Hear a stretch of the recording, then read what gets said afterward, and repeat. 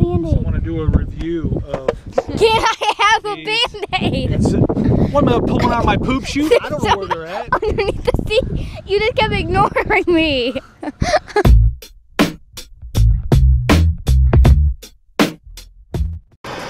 Good morning, guys. It is Saturday morning, and it is my rest day. I don't really look forward to rest day. I mean, I guess sometimes I do, but I don't know. I don't want to pull in here. I'll pull in here because the wind's going to be ridiculous. I gotta do some research on some good microphones to use with this whole Canon SX50 setup. The mic is good. It gives me good audio, but I need wind reduction bad because I hate that wind sound. But anyway, it is Saturday morning, and we're out on the golf cart going to get some monsters. My favorite time of the day, monster time. And it's rest day, so I get to rest for today for my long run tomorrow. It's gonna be hot tomorrow, so I got to definitely hydrate today, and I might have to like do a loop past my house and leave some water out there so I can hydrate, you know, halfway through or whatever. So I'll figure it all out tomorrow. There's something on the lens, and a smudge. I don't think they can see it though. Like this. Oh. Ew. That's her spit. Sorry, guys. My wife just spit all over you. I mean, she's like, did the whole mom thing. Like, you got something on your face and See, it's better now. But the smudge is gone, so thanks. See? Thanks for playing the mom role for everybody who's watching. You just wipe their face off with Mom spit. Yep, mom spit. Yeah. Even though I don't do that to my kids. I mean, no, and you never, and I think they're very grateful for that. I was very grateful that my mom never did that. Yeah. So, gonna go get my monster, gonna cruise around on the golf cart for a little bit, and maybe skate. Emily already asked if we could skate, so we'll probably end up skating. I don't know what we're gonna do today. I can't fly my quadcopter because I haven't worked on it yet. I got maintenance to do to it, and I gotta get it, hook it up to the computer and go into the firmware and find out what the heck's going on, because I don't know. Why are you making faces? I just need to. She's photobombing me.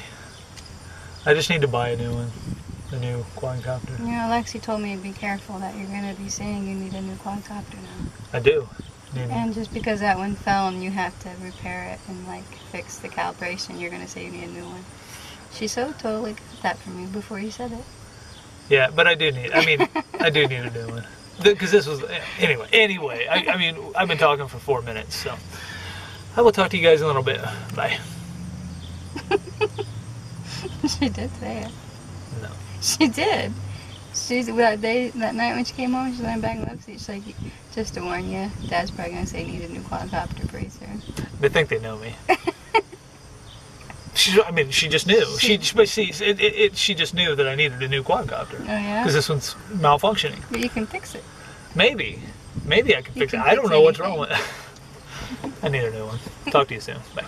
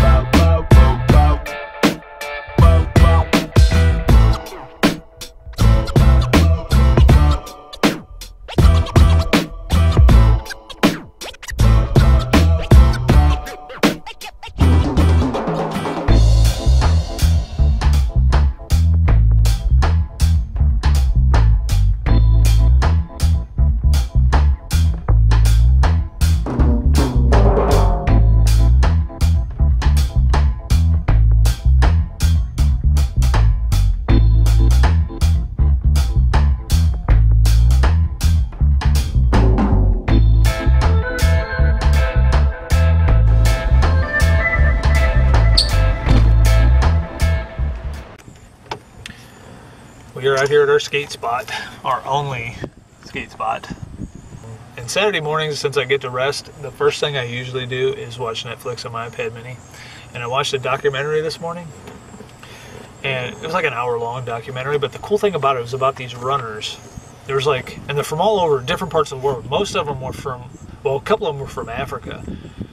But there was a guy who was like a muscle, like he was like a muscle therapist. Like he massaged runners and stuff, and got all the elite runners, like these Kenyans and these Africans that run like marathons, doing 5-something minute miles. He worked with them and worked out their muscles and stuff. And he was heading up this whole adventure that they was going to go on.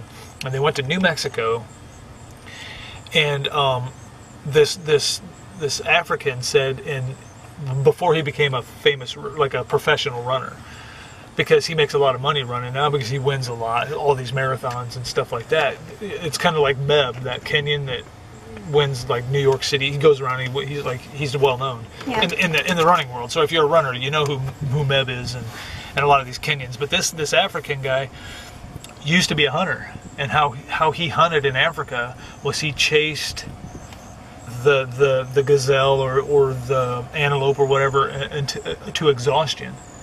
And then once this thing collapsed from exhaustion, he went up and shot it with an arrow. And that's how he took food home. It's ridiculous. So there's like 8 people from all different parts of the world, but they all knew each other because they ran together a lot. And they gathered together, and this doctor that massaged like muscles and stuff, and that was his job. I don't even know what you call that, but he worked on these elite runners to help their legs and different muscles. And he was the head of this thing, and he wanted to go to New Mexico and chase an antelope to exhaustion and then kill it. This is how they wanted to hunt this thing. So he puts together this whole hunting adventure in New Mexico, and they go there. And they finally get to the point where they're chasing down this antelope, and they ran for 15 miles, and it ran into a herd. And they're chasing it. They ran for 21 miles, and it ran down this ridge, and they completely lost it. So they never did catch it. They never did catch up to it. But the African that was with him, he was the only one, because in New Mexico it's almost like a lottery to get a license to carry a bow and arrow to hunt. And so he actually had to kind of do this whole lottery thing, and he was the only one that was able to carry the bow and arrow. So he had to run with this bow and arrow, but they ran 21 miles across this crappy terrain but they never did get it. Ooh.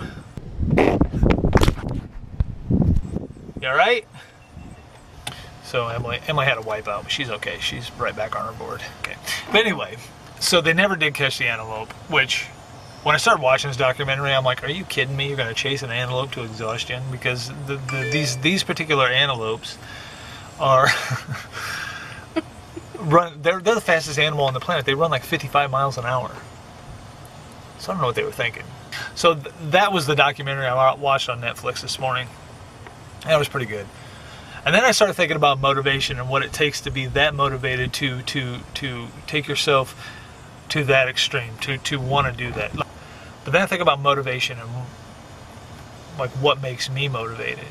And what makes me motivated is because there was a time I wasn't healthy, and now because I run, I'm healthy. That's my motivation. There's a time I felt physically terrible, and now I feel physically amazing, and so my motivation is that, to stay healthy. You know, and I'm thinner, and you know, and all that goes with it, but that's my motivation. But you can't teach that to someone. You can't teach someone to be motivated. You can't teach someone to want to go out and do the hard things it takes to be healthy. You can't teach someone that. And I've tried to do that, and it's just not possible. That comes from your heart. That is inside you. That motivation and that determination is definitely something that builds up inside you over a course of time of not being what you want to be. So when you eventually get tired of not being what you want to be, or not having a better quality of life, or not being healthy, or you know, whatever's going on, and all that's brewing up inside you. And some people it never happens. That motivation never happens. But for me, it was just all that over all the years and all that time of feeling physically awful and having emotional issues and things going on. I got sick of that, and I wanted a better quality of life, and I wanted to feel like I do now. So that's where my motivation comes from, and that's not something you can teach someone. And I've learned a lesson that you cannot teach someone motivation. You cannot force motivation on someone. For someone to be self-motivated to go out and become healthy is on them. That's their thing. They have to do that. They have to find that inside themselves to be motivated enough to put in the hard work. And trust me, outrunning, 2 hours to 3 hours at a time is tough. That's not easy. And in summer heat and cold weather and rain and snow, and I've done it all. But when you have that motivation and you get out there and you're running, eventually there comes a point in the run, as hard as it is in the beginning, or sometimes as hard as it is at the end, there's a point in that run somewhere where you just feel free. And I'm not even kidding. And maybe this sounds savvy, but you do. You feel this sense of freedom, and you really do feel this sense of a connection with nature, because you're in the elements, and you're running in the elements all the time, and you do kind of connect with nature, and you have this feeling of freedom, and this feeling like almost like you're flying, and you just feel so good inside. And even when the run becomes hard and becomes tiring, you still feel that. You're still connected with that. And you just accept that that's a part of it. So for it to be hard is once you have that dedication and motivation, for it to be hard, you understand that that's just part of the run, or part of the exercise, or part of becoming healthy. And you accept it all. You're out there sweating and your body hurts, or you have chafe spots that hurt, or your feet hurt, or your legs hurt. You just accept that. That's just part of what it takes to stay where you're at and to be happy and healthy and feel good. I wouldn't trade this for anything. And there's times to go out and run, it's like, holy cow, I'm tired, or I don't want to. You have that. But then you think back on why you're running and why you love it so much. And next thing you know, you find yourself out there in the pitch dark, or in the blazing heat, or in the cold or the rain, and you don't care, because it's part of what it takes to be healthy and to be happy. And that's where my motivation comes from. And I want that for everybody. And when people aren't healthy and lack complete motivation to get healthy, I have a hard time understanding that. That bothers me. Sorry. I will see you guys tomorrow. Thanks for watching. And, I never say this, but if you want, subscribe. If you want to share it. If not, it doesn't matter to me, because I'm going to make videos no matter what. So, see you guys tomorrow. Bye.